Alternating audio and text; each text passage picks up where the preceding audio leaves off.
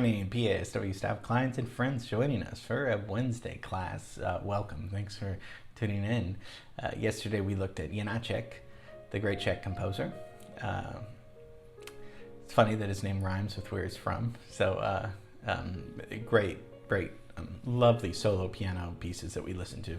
And then the day before, your film scoring results for The Man of Steel, which was, my nickname for Superman. So that music is in, and we're going to look at that on Friday. Today is going to be such a treat because I'm going to share with you somebody that, oh my God, means so much to me, and I love so much, and you will too. It is so hard not to recognize this man's, tremendous talent, and it's, this is what practicing comes from, and also genius. Genius helps too a little bit too.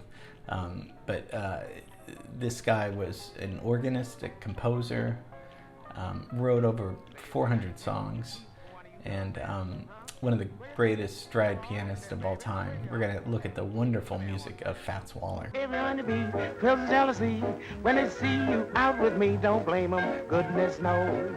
Honeysuckle rose. When you pass my flowers through Zion, I know the reason why. You're much sweeter, goodness knows. Honeysuckle rose. I don't buy sugar. You just have to touch my cup. You're my sugar.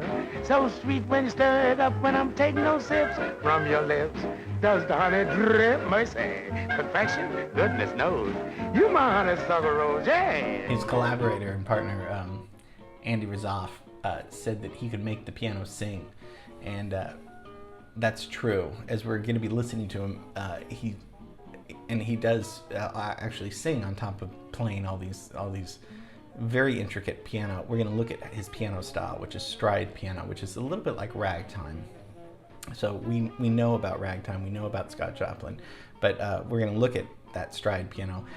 But he would also sing. He would also do comedy bits and live performances. He was in Hollywood films. All by the age of 39, he dies of pneumonia on a train during a train ride leaving LA, and so we're going to look at his life and really just have a great time listening to this man's music.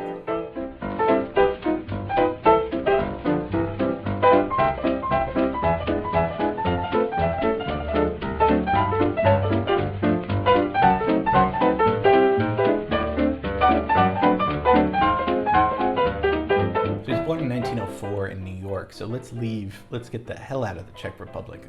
Let's get over, there's chaos happening over there probably. Let's go to New York where there's probably more chaos happening. 1904, okay, so we need this timeline, so let's bring it up. I only added a few pianists because we've looked at so many. I put Bud Powell because he's, we always go back to Bud Powell, great bebop piano player. He was very influenced by Fats Waller. Bill Evans is up there too. Of course, these guys are in the 50s and 60s. And but there's context. So Fats Waller was playing in the 20s and 30s because he dies by 1943. So he's done then.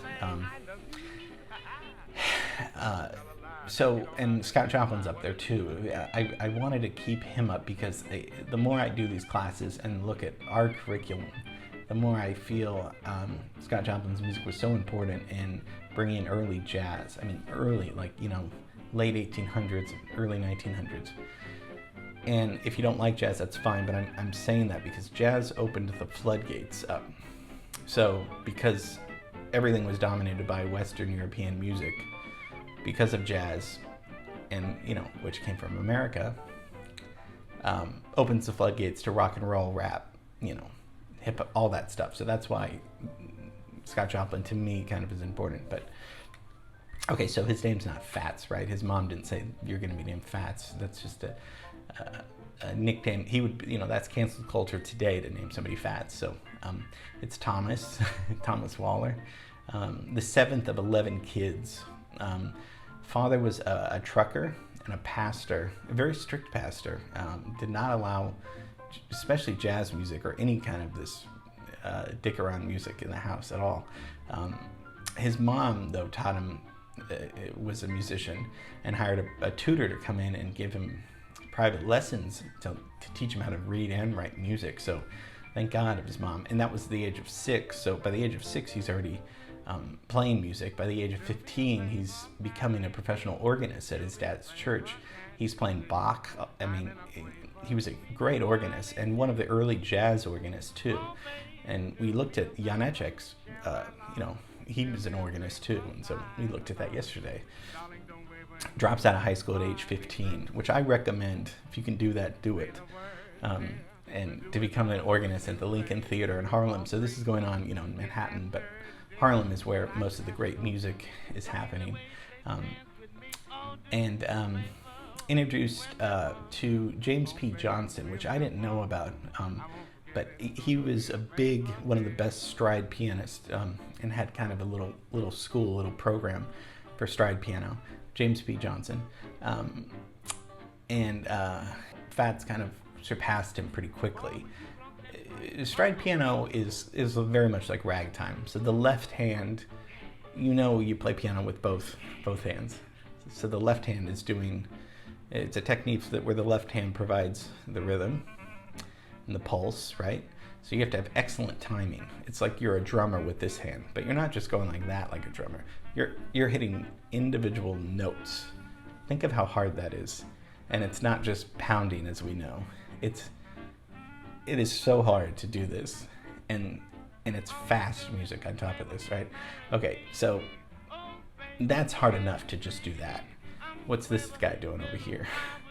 You're going to be tickling the ivories over here, right? So you're going to be playing notes, melodies, chords. It's extreme mobility and dexterity. Two things going at the same time. We're going to look a little bit closer later about what that looks like even on paper and how he's doing that. Because of this, he's enjoying a lot of female attention in abundance, and he's drinking a lot, which is not going to be good for him. But we'll get to that.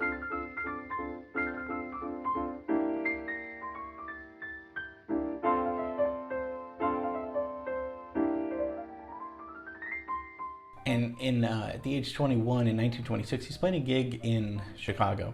So he's performing in these clubs. Let's just take a look at during Prohibition, right? Because we know Prohibition's like 1919 to 1930, early 1930s. So that means no alcohol in the whole country, which of course welcomes organized crime. So this is perfect news for the mafia, because now they're into, now we can bootleg, right?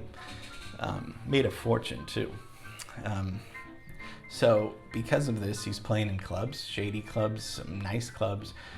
He gets kidnapped at gunpoint and thinks he's going to die, and they demand that he gets in their limo, and he arrives at a birthday party, and he sees Al Capone there, and Al Capone they want Fats to play for their birthday party, and every song they played, they tipped him $100. So he came out with thousands, and he was returned safely back. But he was briefly, Al Capone was probably the most dangerous gangster in the world in Chicago. So, hey, even Capone liked good music, so that's good. Fats Waller also, in the 20s, starts writing music. He wrote so many songs I didn't really know. So he's not just playing and singing to these songs. He's also writing. Ain't Misbehavin' is probably one of his most famous songs. No one to talk with, all by myself. No one to walk with, but I'm happy on the shelf. Ain't misbehaving, saving my love for you, for you, for you, for you. I know for certain the one I love. I'm through with flirting, it's you that I'm thinking of. Ain't misbehaving, saving my love for you. As well as Honeysuckle Rose. The music is so happy, isn't it? It's at least for me, it's when you hear it, it puts a smile on your face. It's old-timey, of course, but I mean, it sure is happy music. And then in 1935, he appears in 2 Hollywood films. Hooray for Love and King of Burlesque. Got a handful of nothing. Quick this.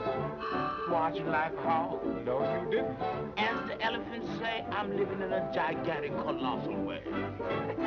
Tell me some. So we're listening to fast piano. How is he doing that? So stride is very close to ragtime, like we talked about with Scott Joplin. You know, ragtime.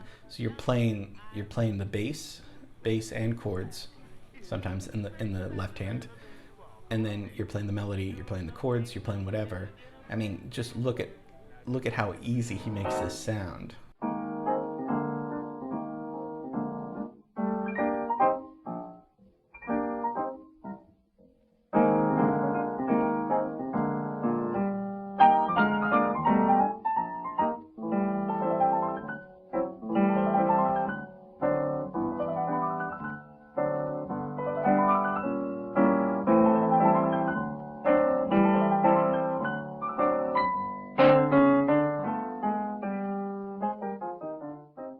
Think of the mind. The brain's got to think of the left and the right hands.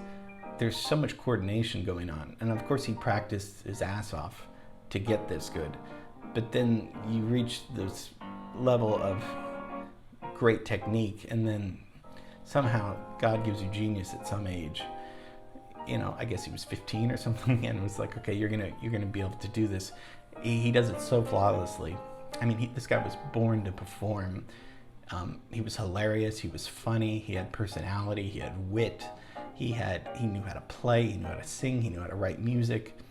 Amazing performer. I mean, and just such fun music. That's why we're listening to it. It's great music.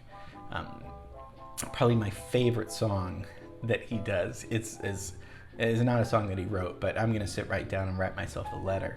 A lot of people have covered that song. He was the first one in 1935 to make it famous, because it was written very close to that year, and it's a little bit, you know, a slower groove, but boy, is there so much soul in it.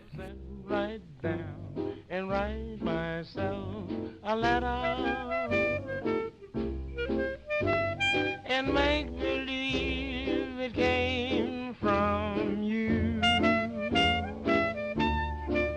I'm gonna write words oh so sweet, they're gonna knock me off my feet. A lot of kisses on the bottom, I'll be glad I got 'em. I'm gonna smile. I love how and he's kind of say, talking, singing almost. He's super melodic in his voice. It could almost sound lazy, but it sounds so much full of heart too. I mean, he could play so fast and so crazy, and it's always fun to hear that. But then it's really nice when there's a lot of soul and feel to the music. So to sing while you're playing, 1, 2, 3 things going on, crazy going on, but it's making melodic, musical, soulful sense. That's his power, his secret. So he had a nonstop party of liquor, women, food, and music. So burned out at 39 on a train ride, but lived several times during those years. It must have been quite a life. Very sad, too bad. It's super young. But just a great, brilliant, genius pianist, musician, composer. Just thought this would be a wonderful little Wednesday class to look at somebody's music that just makes me smile. And it better make you smile too, otherwise there's something wrong. I'm just teasing, of course. This is just understanding, music history and great people like Fats Waller. So it's not just, white people in Europe that we look at. There's some great music going on in this country, and I love that. Okay, love you and miss you. Tomorrow we're gonna go back to LA. Okay, there I said it, and you're gonna really appreciate it. It's gonna be really fun. Okay, have a great rest of the day. Okay, bye.